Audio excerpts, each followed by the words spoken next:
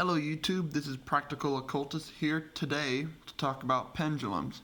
How to pick one, how to charge it, how to use it, and then a couple misconceptions. Picking a pendulum is very easy. Checking your local occult stores, jewelry stores are a good place to look first. When you're at the store browsing, do not be afraid to hold or ask someone at a counter, for example, to hold it in the palm of your hand. While you're doing this, make sure to ask yourself how it makes you feel and what thoughts are going through your head, right? You want to make sure you're compatible with this energy.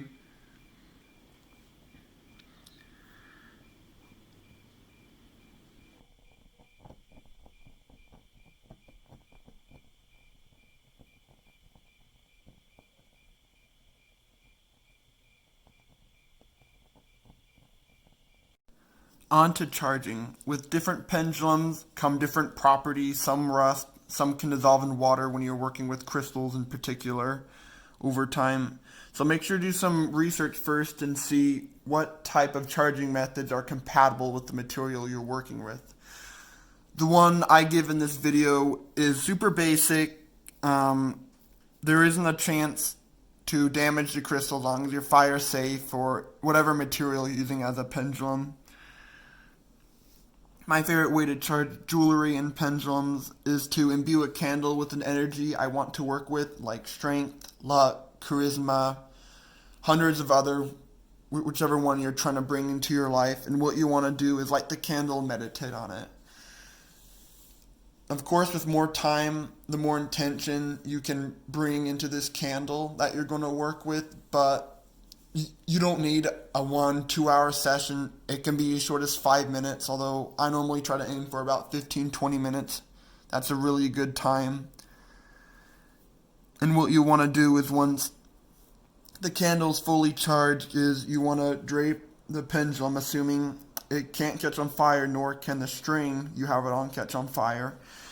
And just bring it over lightly and say whatever comes to mind. I don't like to write what I'm going to say. I normally just say what comes through my soul, right?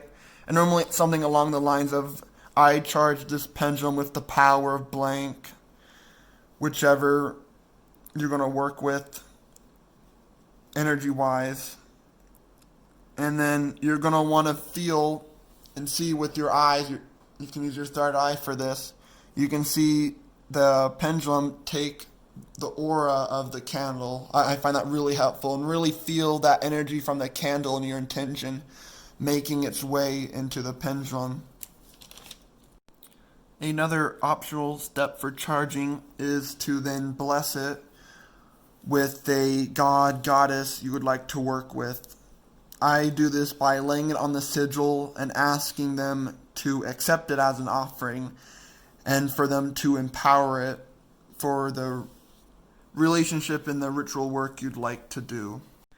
If you haven't already, put your pendulum on a string or a metal lace.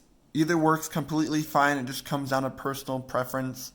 I prefer metal lace, a silver one in particular, just because the job I work at, you get pretty sweaty pretty easily, and I don't like how the string will stick to your skin. But if you work at an office or you go to school and you're not working out or doing other stuff, you should be completely fine, right? So to begin, you want to bounce it on your 2 fingers closest to your thumb and just let it dangle for now. Before asking any questions, we need to establish a few things.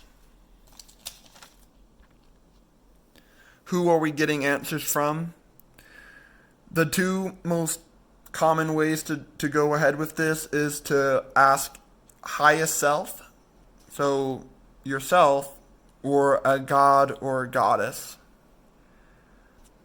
Once we have this in mind, you just need to anoint it for yourself or the entity to speak and ask some basic questions to make sure you have it calibrated per se.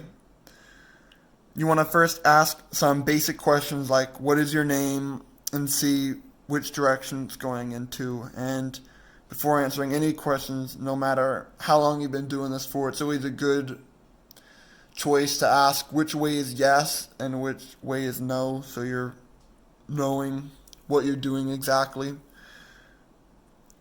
So a couple misconceptions that I see a lot, and one of the reasons why I'm making this video is that a lot of people claim it has to be made out of some conductive material like brass, silver, whatever. That's not the case at all. I found that what matters most is not the material, but rather the intention and the energy behind it. That's what's powering it, is your will for these answers. Another misconception is that it's inherently dangerous, which is completely false.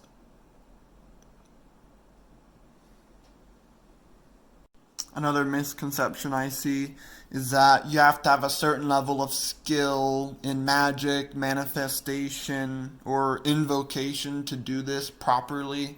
Of course, with experience, you kind of get a running head start per se, right? But anyone of any skill levels can do this with lots of success as long as you keep some basic things in mind that we went over.